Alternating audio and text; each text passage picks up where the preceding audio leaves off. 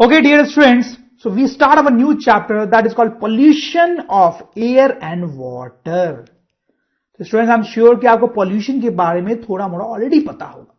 जैसे आप समझ रहे होंगे कि इस फोटोग्राफ में क्या हो रहा है स्टूडेंट्स, एयर पोल्यूट हो रही है, एयर पोल्यूट हो रही है. इस फोटोग्राफ में क्या हो रहा है स्टूडेंट्स, आप देख सकते हैं ये कोई रिवर या लेक होगा या कोई भी वाटर बॉडी होगा जिसमें ये डर्टी वाटर आके गिर रहा है. ठीक है, कितना डर्टी वाटर है आप देख सकते हो. तो यहां पे क्या हो रहा है स्टूडेंट्स, वाटर पोल्यूट हो रहा है. एंड स्टूडेंट्स यहां पे क्या हो रहा है, आप देख सकते हैं एक लेडी है जो किसी डिजीज या किसी परेशानी से सफर कर रही है, may be due to air pollution और due to water pollution students, right. तो इस चैप्टर में students we are going to study what is air pollution and what is water pollution. तो students we will start with some examples of air pollution. Students see this is Taj Mahal, symbol of beauty, one of the 7 wonders of the world. सारी दुनिया से लोग हमारे देश में आते हैं ताजमहल को देखने के लिए, उसकी ब्यूटी को एंजॉय करने के लिए स्टूडेंट्स. लेकिन स्टूडेंट्स क्या आपको पता है कि इस ब्यूटीफुल ताजमहल की जो ब्यूटी है वो कम होती जा रही, वो डिटोरिएट होती जा रही. ऐसा क्यों हो रहा है स्टूडेंट्स? क्योंकि ताजमहल के आसपास बहुत एयर पोल्यूशन हो रहा है स्टूडेंट्स, बहुत एयर पोल्यूशन हो रहा है, जिसके कारण इस ताजमहल की ब्यूटी खतरे में, राइट स्टूडेंट्स. इसके बारे में हम और डिटेल में भी बात करेंगे जैसे जैसे हम इस चैप्टर में आगे बढ़ेंगे. फिर स्टूडेंट्स आप इन फोटोग्राफ्स को देखें. ये फोटोग्राफ एक विलेज का है और ये जो फोटोग्राफ है किसी टाउन का है स्टूडेंट्स. और स्टूडेंट्स अगर आप विलेज और टाउन दोनों जगह पे गए हुए हो या रहे हुए हो तो आप मेरी बात बहुत अच्छे से समझ पाओगे कि जब आप विलेज जाते हो, विलेज में ब्रीदिंग करते हो, सांस लेते हो, तो आपके अंदर जो एयर जाती है बिल्कुल फ्रेश एयर जाती है. You feel so nice, you feel so fresh, बिल्कुल क्लीन एयर आपके बॉडी के अंदर जाती है. लेकिन स्टूडेंट्स जब आप किसी टाउन में सांस लेते हो, ब्रीदिंग करते हो, तो आप अच्छा फील नहीं करते, यू फील बैड. और कभी कभी तो हमें अपने नोज और माउथ को इस तरह से कवर करना पड़ता है अपने आप को प्रोटेक्ट करने के लिए स्टूडेंट्स. ऐसा क्यों स्टूडेंट्स? क्योंकि जो टाउन की एयर होती है वो जनरली बहुत पॉल्यूटेड होती है स्टूडेंट्स. तो आप देख सकते हैं विलेजेस में बहुत कम पॉल्यूशन होता है, लेकिन टाउन्स में जनरली बहुत ज्यादा पॉल्यूशन होता है स्टूडेंट्स. फिर students you can see this is a very beautiful park. Once again if you go to this park you will enjoy the fresh and clean air. And this is a place with lot of traffic. अगर आप ऐसी किसी जगह पे जाओगे students you will feel very bad, क्योंकि वहां की एयर जो है स्टूडेंट्स बहुत पॉल्यूटेड होती है. फिर स्टूडेंट्स आप देखें ये कोई ऐसी जगह है, कोई ऐसी रेसिडेंशियल जगह है जो कि बहुत क्लीन है. वंस अगेन अगर आप ऐसी जगह पे जाते हो तो आप बिल्कुल फ्रेश एयर को एंजॉय करोगे. लेकिन ऐसे किसी इंडस्ट्रियल एरिया में आप जाते हो जहां पे बहुत सारी इंडस्ट्रीज और फैक्ट्रीज हैं, तो students once again you will get bad air, polluted air. यहां पे आप जहां सांस लोगे तो आपको बहुत अच्छा नहीं लगेगा स्टूडेंट्स. तो स्टूडेंट्स कुछ ऐसी जगह होती हैं, ऐसे प्लेसेस होते हैं जहां पे पोल्यूशन बहुत ज्यादा होता है. एट द सेम टाइम कुछ ऐसी जगह या प्लेसेस होती हैं जहां पे एयर पोल्यूशन कम होता है स्टूडेंट्स. ऐसी जगहों पे we enjoy, we get clean and fresh air. तो students now the most important question, what is air pollution? मतलब ये एयर पोल्यूशन आखिर है क्या, उसको हम कैसे डिफाइन करते हैं स्टूडेंट्स? तो स्टूडेंट्स उसको समझने के लिए पहले हमें बात करनी पड़ेगी कंपोजिशन ऑफ एयर की. कंपोजिशन ऑफ एयर का क्या मतलब है? स्टूडेंट्स हमारे आसपास हर जगह एयर होती है, आपको तो पता ही है, इस एयर में ही हम रहते हैं. तो उसका कंपोजिशन क्या होता है, वो किन चीजों से बनी होती है students?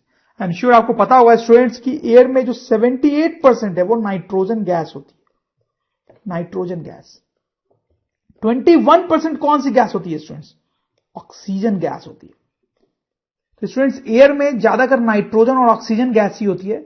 78% nitrogen gas, 21% oxygen gas. इस दोनों को आप ऐड करेंगे स्टूडेंट्स, तो 8 and 1 you will gate 9 and 7 and 2 you will gate 99%. तो स्टूडेंट्स का मतलब 99% नाइट्रोजन या ऑक्सीजन गैस होती है. लेकिन 1% अभी भी बच गया है स्टूडेंट्स. उस 1% में क्या होता है? 1% में बहुत सारी गैसेज होती हैं, जैसे स्टूडेंट्स कार्बन डाइऑक्साइड हो गया, वाटर वेपर हो गया, मीथेन गैस हो गई, आर्गन गैस हो गई, नियॉन गैस हो गई. ऐसे बहुत सारी गैसेज होती है और ये सब बहुत थोड़े थोड़े अमाउंट में होती है. आप सोच सकते हैं कि कितने कम अमाउंट में होती होंगी कि सब मिलके भी 1% हो रहा है स्टूडेंट्स. तो ये एयर का कंपोजिशन है. और स्टूडेंट्स इसमें जितनी भी गैसेज हैं वो सब हमारे लिए जनरली यूजफुल होती हैं. वो सब हमारे लिए जनरली बहुत यूजफुल होती है. लेकिन स्टूडेंट्स कई बार क्या होता है कि ड्यू टू डिफरेंट रीजंस ये जो हमारी एयर है उसमें कुछ हार्मफुल गैसेस इंटर कर जाती है या हार्मफुल सब्सटेंसेस इंटर कर जाते हैं। कैसे इंटर कर जाते हैं वो भी हम देखेंगे। तो स्टूडेंट जब ये हार्मफुल गैसेज और सब्सटेंसेस इस एयर में मिक्स हो जाते हैं तो उसको हम बोलते हैं एयर पोल्यूशन। ओके स्टूडेंट्स, तो हम यहां पे एयर पोल्यूशन को डिफाइन कर सकते हैं contamination of air with harmful gases and substances is called air pollution.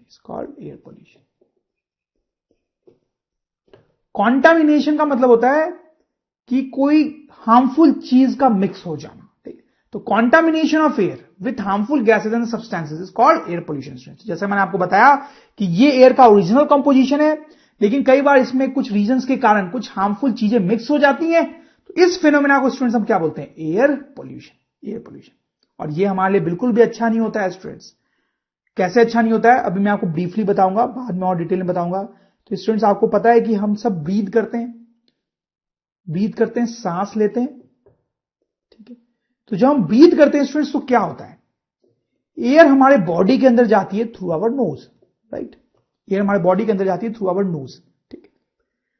लेकिन स्टूडेंट्स जब हम एयर ब्रीथ इन करेंगे तो ये जो हार्मफुल गैसेज या सब्सटेंसेज हैं एयर में, अब तो एयर पॉल्यूटेड एयर जो होगी एयर पोल्यूशन के कारण उसमें ये हार्मफुल गैसेज और सब्सटेंसेज भी होंगे। तो जब हम एयर को ब्रीथ इन करेंगे तो एयर के साथ साथ ये हार्मफुल गैसेज और सब्सटेंसेज भी हमारे बॉडी में एंटर करेंगे स्टूडेंट्स। और ये जब हार्मफुल सब्सटेंसेज हमारे बॉडी में एंटर करते हैं तो हमें बहुत सारे डिजीजेस क्रिएट कर देते हैं। इसलिए स्टूडेंट्स एयर पोल्यूशन जो होता है वो हमारे लिए अच्छा बिल्कुल भी नहीं होता है, राइट स्टूडेंट्स। क्यों अच्छा नहीं होता है स्टूडेंट्स? क्योंकि जब हम ब्रीथ करते हैं तो एयर को हम अपनी बॉडी के अंदर लेते हैं और ये हार्मफुल गैसेस और सब्सटेंसेस भी अब एयर के साथ हमारी बॉडी के अंदर चले जाते हैं और हमें डिफरेंट डिजीजेस क्रिएट कर सकते हैं स्टूडेंट्स। ओके, अब स्टूडेंट्स ये हार्मफुल सब्सटेंसेस कौन से सब्सटेंस होते हैं? ये एक नया क्वेश्चन आता है हमारे सामने। तो स्टूडेंट्स मैं आपको बताऊं, जैसे कुछ गैसेज होती हैं, जैसे सल्फर डाइऑक्साइड, ये गैस है, ठीक है। ये जब एयर में मिक्स हो जाती है तो हम बोलते हैं एयर पोल्यूशन हो रहा है। फिर और नाइट्रोजन ऑक्साइड्स, ये भी गैसेज है स्टूडेंट्स, जो एयर में अगर मिक्स हो जाए तो हम बोलते हैं एयर पोल्यूशन हो गया। फिर स्टूडेंट्स कार्बन मोनोऑक्साइड, ये सब स्टूडेंट्स कुछ ऐसी गैसेज हैं जो हार्मफुल होती हैं और एयर में मिक्स हो जाए तो हम बोलते हैं कि एयर पोल्यूशन हो रहा है।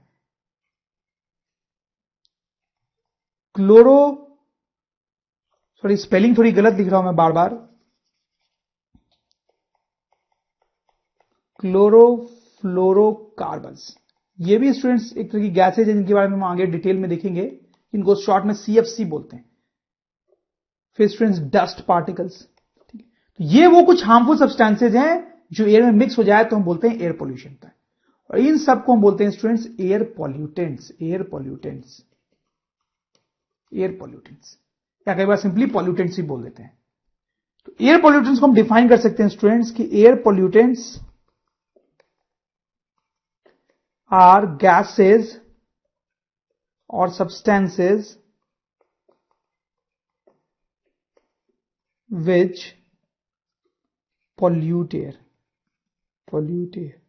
ठीक है। अगर आपसे एयर पॉल्यूटेंट्स का डेफिनेशन पूछा जाए तो आप ये लिख सकते हो, फिर बाद में एग्जांपल्स लिख सकते हो इन सब चीजों का।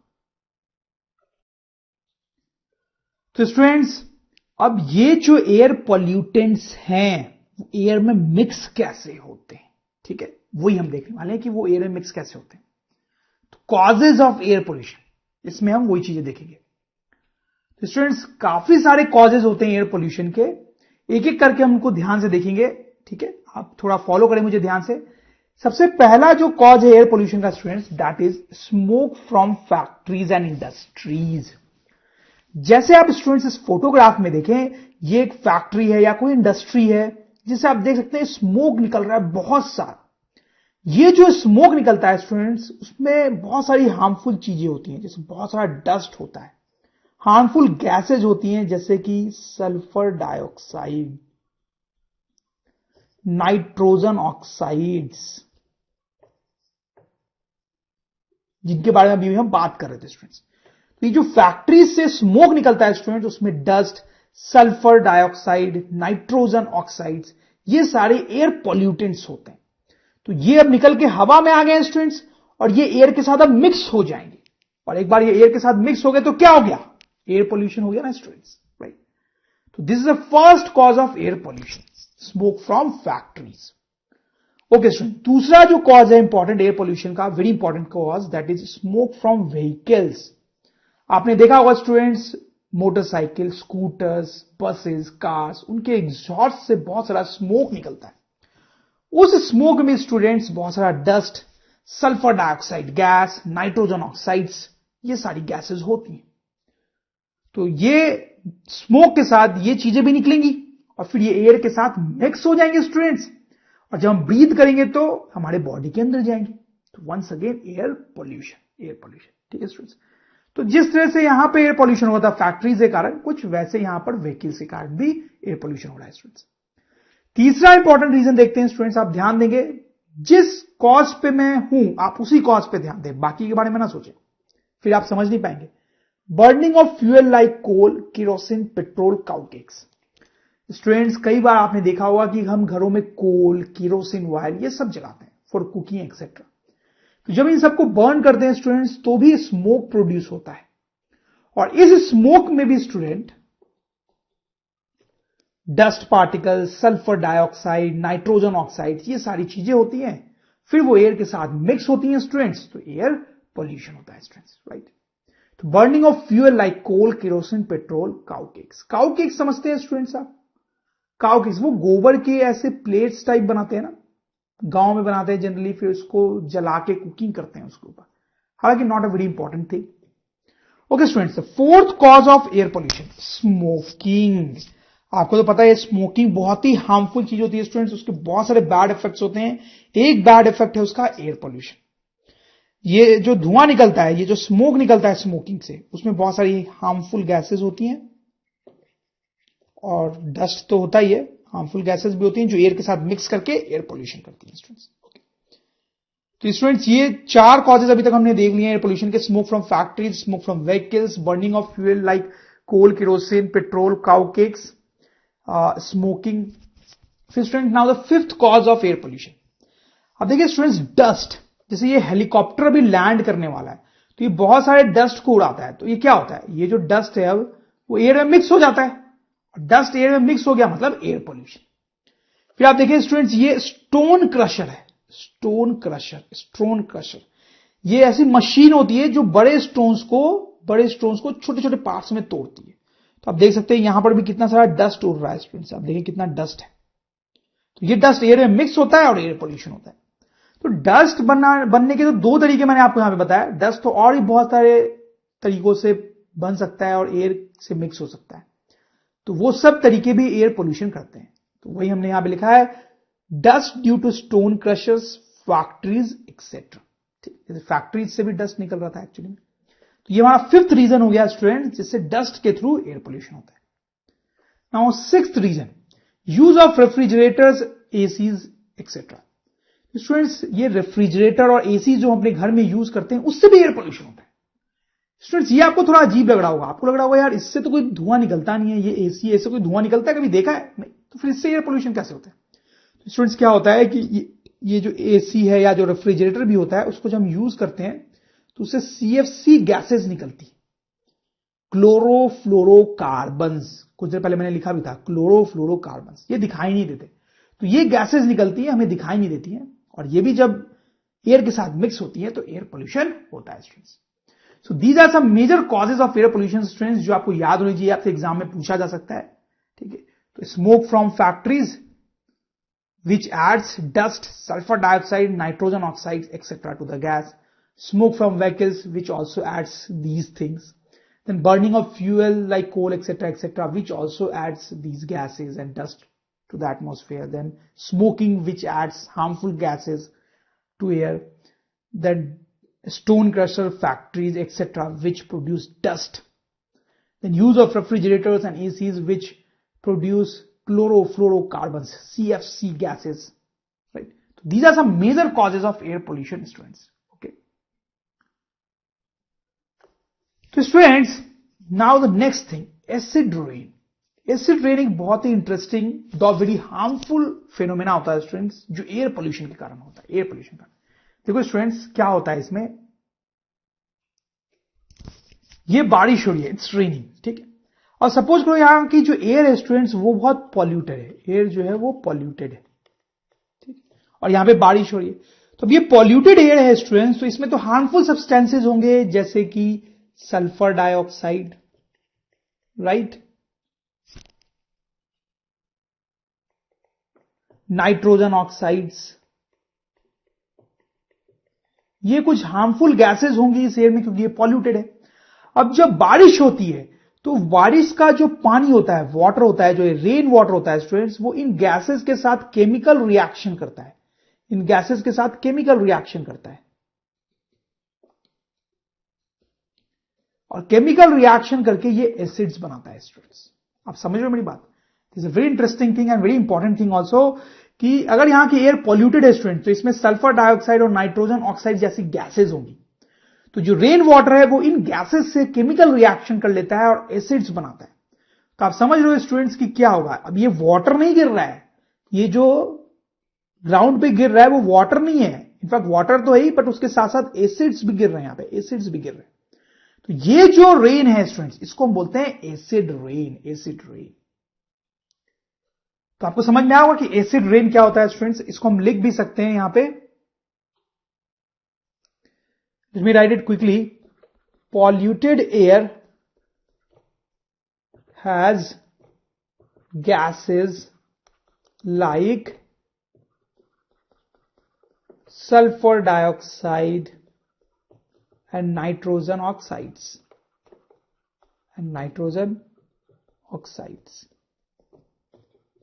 Rainwater reacts with them to form acids. This acid falls on ground with rain. Such a rain is called acid rain. सही है स्टूडेंट्स, आप समझ गए होंगे कि एसिड रेन क्या होता है। अब ये जो एसिड रेन है स्टूडेंट्स, ये बहुत हार्मफुल होती है, क्योंकि वाटर के साथ ये एसिड जब डिफरेंट चीजों पे गिरती है तो इसका बहुत बुरा इफेक्ट हो सकता है। तो स्टूडेंट्स हम देखेंगे harmful effects of acid rain. Acid rain के क्या क्या हार्मफुल इफेक्ट्स होते हैं। तो स्टूडेंट्स आप देखें, पहला इफेक्ट मैंने यहां पे लिखा है, आप ध्यान से देखेंगे, it can corrode buildings and statues. देखो स्टूडेंट्स, अगर ये एक स्टैचू है और इस पे एसिड रेन होगी, उस पे एसिड रेन होती है, तो बेसिकली इस स्टैचू पे एसिड गिरेगा, और ये जो एसिड स्टैचू पे गिरता है तो वो स्टैचू को खराब कर देता है। जैसे आप देख सकते हैं कि ये स्टैचू बहुत खराब सा लग रहा होगा आपको, वो इसलिए क्योंकि इसके ऊपर बहुत बार एसिड रेन हुई है, तो उस एसिड से ये स्टैचू खराब हो गया, तो उसी को बोल सकते हैं it can corrode buildings and statues. तो उसी तरह से ये एसिड रेन जब बिल्डिंग्स के ऊपर गिरती है, ठीक है, तो क्या होता है कि वो बिल्डिंग्स की जो आउटर सरफेस होती है वो भी खराब होती है, वो भी कोरोड होती है स्टूडेंट्स। ताजमहल की ब्यूटी के खराब होने का ये भी एक इंपॉर्टेंट रीजन है स्टूडेंट्स। इसलिए हम बोल रहे हैं स्टूडेंट्स कि acid rain can corrode buildings and statues. This is one very harmful effect of acid rain. Second harmful effect देखेंगे स्टूडेंट्स हम एसिड रेन का। देखो स्टूडेंट्स, जब एसिड रेन होती है तो ये जो एसिड होता है, जो कि बहुत ही हार्मफुल चीज हो सकती है, वो प्लांट्स पे गिरता है। तो आप देखो ये जो फॉरेस्ट है वो कैसे डिस्ट्रॉय हो गए, उनके लीव्स कैसे डिस्ट्रॉय हो गए। वैसे स्टूडेंट्स ये क्रॉप्स हैं, कुछ क्रॉप्स जो किसी फार्मर ने लगाए होंगे, लेकिन जब एसिड रेन हुई तो एसिड इन क्रॉप्स पे गिरा और इन क्रॉप्स को डिस्ट्रॉय कर दिया। तो स्टूडेंट्स सेकंड हार्मफुल इफेक्ट हम लिख सकते हैं एसिड रेन का कि it can destroy forests and crops, ठीक है। तो क्रॉप्स और फॉरेस्ट पे जब एसिड रेन होता है तो वो डिस्ट्रॉय हो जाते हैं students. It can also make soil infertile. देखो स्टूडेंट्स क्या होगा कि ये जो एसिड रेन है वो तो सॉइल पे गिरेगी, एसिड रेन जो है वो तो सॉइल में गिरेगी, तो सॉइल में एसिड चला जाएगा, तो उसके कारण ये जो सॉइल होती है स्टूडेंट्स वो इनफर्टाइल हो सकती है, इनफर्टाइल। तो acid rain can cause soil infertile. Okay students, तो स्टूडेंट्स अब हम थर्ड हार्मफुल इफेक्ट देखेंगे एसिड रेन का। देखो स्टूडेंट्स जब एसिड रेन होगी तो वो तो रिवर्स के ऊपर भी होंगी, लेक्स के ऊपर भी बारिश होगी, ओशंस के ऊपर भी बारिश होगी। तो क्या होगा, वो जो एसिड है स्टूडेंट्स वो इस लेक या ओशन के वाटर के साथ मिक्स हो जाएगा, सही है ना। इसके ऊपर अगर एसिड रेन होगी तो ये जो एसिड गिर रहा है वो इस ओशन के वाटर के साथ मिक्स हो जाएगा, और जब ऐसा होता है स्टूडेंट्स तो वो फिशेस के लिए बहुत हार्मफुल होता है, बहुत सारी फिशेस डाई भी कर सकती है, मर भी सकती है। ओके, तो ये तीसरा हार्मफुल इफेक्ट है। When acid rain mixes with sea, river और lake water, it makes the water poisonous for aquatic animals, killing many of them. ठीक है, तो ये एसिड रेन जब इस वाटर से मिक्स करता है तो ये वाटर पॉइजनस हो जाता है और बहुत सारे एक्वेटिक पानी में रहने वाले एनिमल्स मर सकते हैं इससे। Okay students, I hope you understand the harmful effects of acid rain. तो स्टूडेंट्स ग्रीन हाउस इफेक्ट, तो स्टूडेंट्स आप थोड़ा सा केयरफुल हो जाएं। अब हम इस चैप्टर के थोड़े टेक्निकल और सीरियस पार्ट की तरफ जा रहे हैं। तो ग्रीन हाउस इफेक्ट क्या होता है ये देखने से पहले स्टूडेंट्स हम देखेंगे कि ग्रीन हाउस क्या होता है। ठीक है, तो ग्रीन हाउस जो है स्टूडेंट्स वो इस तरीके का एक इनक्लोजर होता है, एक स्ट्रक्चर होता है स्टूडेंट्स। आप देख सकते हैं ग्लास से बना हुआ है ये, और इसके अंदर छोटे छोटे प्लांट्स को ग्रो करवाया जा रहा है। तो such a house like structure is actually called green house. देखो स्टूडेंट्स यहां पे बेसिक कॉन्सेप्ट क्या है कि कुछ ऐसे प्लांट्स होते हैं जिनको अपनी ग्रोथ के लिए वार्म क्लाइमेट चाहिए होता है, वार्म क्लाइमेट।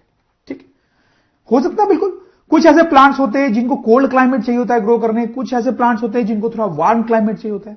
लेकिन सपोज कुछ ऐसे प्लांट्स हैं जो बड़े इंपॉर्टेंट हैं और उनको हम कोल्ड रीजन्स में ग्रो कराना चाहते हैं।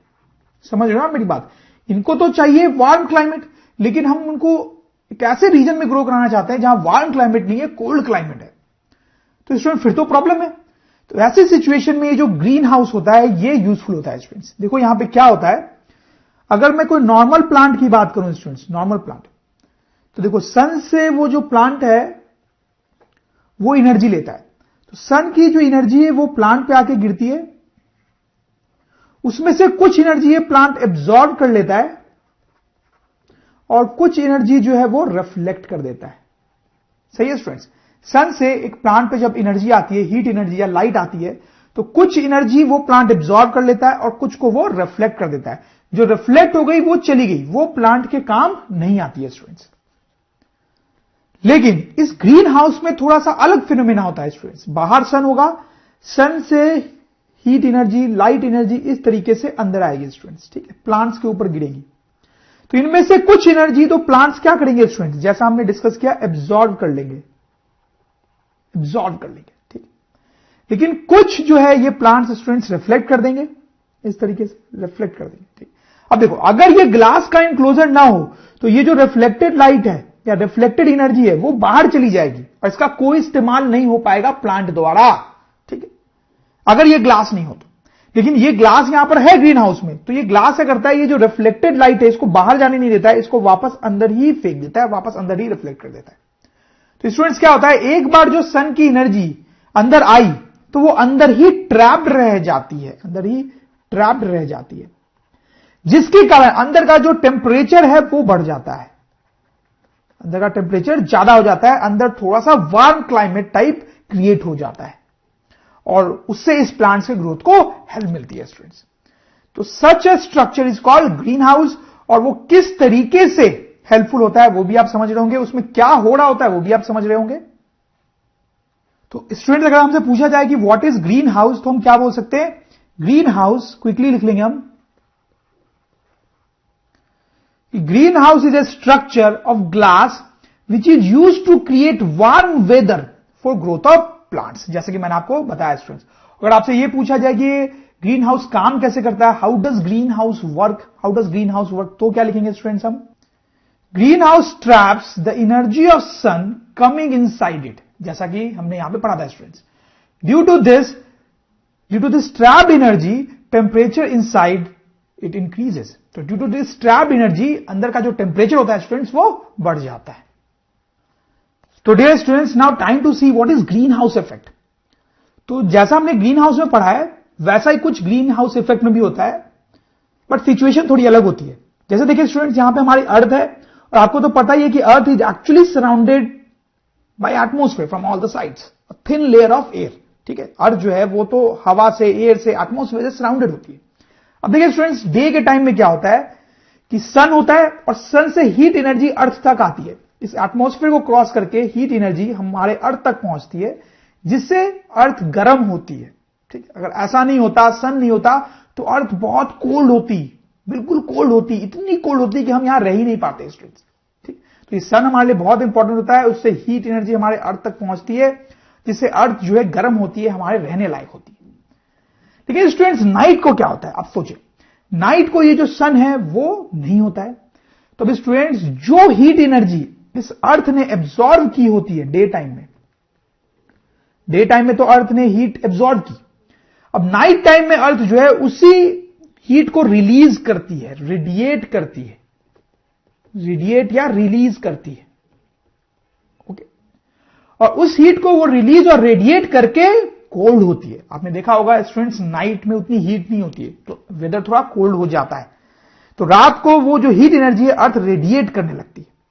अब देखो स्टूडेंट्स, यहां पे क्या होता है, अगर ये एटमॉस्फेयर नहीं होता, हमारा एटमॉस्फेयर नहीं होता, तो जो भी हीट रेडिएट की जा रही है अर्थ द्वारा वो बाहर आ जाती और चली जाती, और वो हीट चली जाती तो अर्थ जो है बहुत ज्यादा कोल्ड हो सकता था रात को। इतना कोल्ड हो जाता है स्टूडेंट्स कि हम उसमें रह नहीं पाते, बट ऐसा नहीं होता है स्टूडेंट्स। देखो यहां पे क्या होता है, अर्थ हीट को रिलीज या रेडिएट तो करता है, लेकिन ये जो हमारा एटमॉस्फेयर है वो कुछ ही हीट को बाहर जाने देता है, कुछ ही हीट को बाहर जाने देता है, और बहुत सारी हीट को वापस रिफ्लेक्ट करके नीचे भेज देता है अर्थ के पास। तो इससे क्या होगा स्टूडेंट्स, सारी की सारी हीट जो है वो अर्थ से बाहर नहीं जा पाएगी, कुछ हीट जो है वो अर्थ के पास ही रह जाएगी, जिससे अर्थ बहुत ज्यादा कोल्ड नहीं होगा। कोल्ड तो होगा क्योंकि कुछ हीट तो जा रही है बाहर, लेकिन बहुत ज्यादा कोल्ड नहीं होगा और हमें बहुत ज्यादा ठंड नहीं लगेगी स्टूडेंट्स। तो this is called green house effect. तो स्टूडेंट्स, आप देख सकते हैं, जैसा हमने ग्रीन हाउस के केस में देखा था, ग्रीन हाउस के केस में कि ग्लास का जो इनक्लोजर था वो हीट को रिफ्लेक्ट कर रहा था, वैसे ही यहां पर आप देखें ये जो एटमॉस्फेयर है वो हीट को रिफ्लेक्ट करके वार्म वेदर डेवलप कर रहा है। ठीक है, तो इसको बोलते हैं green house effect, green house effect. तो अगर हमें ग्रीन हाउस इफेक्ट को फ्यू लाइंस में डिस्क्राइब करना हो तो कैसे करेंगे, देखिए students, earth absorbs heat from sun during day, सही है, earth absorbs heat from sun during day, at night it radiates the heat, at night it radiates the heat, but the atmosphere reflects some of this heat back to earth, सही है, but the atmosphere reflects some of this heat back to earth. This keeps weather warm even at night. ठीक है, ऐसा नहीं होता तो रात को तो आपकी कुल्फी जम जाती, इतना ठंड हो जाता। This is called greenhouse effect, students. This is called greenhouse effect. तो स्टूडेंट्स, यहां पे एक और चीज हम देखेंगे, there is something called greenhouse gases. Greenhouse gases. तो स्टूडेंट्स, आपको याद होगा मैंने कंपोजिशन ऑफ एयर आपको बताया था, उसमें हमने पढ़ा था कि एयर में कौन कौन सी गैसेज होती हैं students, nitrogen, oxygen, carbon dioxide, water vapours, argon, ठीक है, मीथेन, ये सब कुछ गैसेज होती हैं, और भी कुछ गैसेज होती हैं, सबसे ज्यादा नाइट्रोजन और ऑक्सीजन होती है स्टूडेंट्स। अब इसमें क्या होता है स्टूडेंट्स, यहां पर ये जो रिफ्लेक्शन वाला काम हुआ है, ये जो हीट का रिफ्लेक्शन हुआ है एटमॉस्फेयर द्वारा, जिसको हम ग्रीन हाउस इफेक्ट बोल रहे हैं, वो नाइट्रोजन गैस के कारण नहीं होता है, ऑक्सीजन गैस के कारण नहीं होता है। मतलब एटमॉस्फेयर में अगर नाइट्रोजन और ऑक्सीजन न भी हो, नाइट्रोजन और ऑक्सीजन न भी हो, तो इस रिफ्लेक्शन वाले इवेंट पे कोई फर्क नहीं पड़ेगा। लेकिन अगर कार्बन डाइऑक्साइड नहीं हो तो फर्क पड़ेगा। कहने का मतलब है कि ये जो कार्बन डाइऑक्साइड है स्टूडेंट्स, उसी के कारण ये हीट का रिफ्लेक्शन होता है। अगर एटमॉस्फेयर में कार्बन डाइऑक्साइड ज्यादा होगा तो ये हीट ज्यादा रिफ्लेक्ट होगी। अगर एटमॉस्फेयर में कार्बन डाइऑक्साइड कम होगा तो ये हीट कम रिफ्लेक्ट होगी। नाइट्रोजन को हम बढ़ा भी दें या कम भी कर दें तो उससे कोई फर्क नहीं पड़ने वाला है स्टूडेंट्स। वैसे स्टूडेंट्स वाटर वेपर्स और मीथेन से भी इस रिफ्लेक्शन के फिनोमेना को फर्क पड़ता है, आर्गन से नहीं पड़ता है। मतलब ये जो गैसेज हैं स्टूडेंट्स, इनका अमाउंट अगर एटमॉस्फेयर में ज्यादा होगा तो ये जो हीट है वो ज्यादा रिफ्लेक्ट होगी। अगर इनका अमाउंट कम होगा तो ये हीट कम रिफ्लेक्ट होगी। तो ऐसी